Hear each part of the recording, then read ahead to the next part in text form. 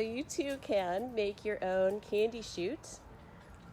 So we have a candy chute out of PVC pipe, and this one is 7 feet long, as you could see, totally social distanced. And we have a 18 by 24 inch sign here that says Candy Chute.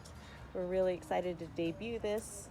And you could just hot glue the candy, pretty amazing.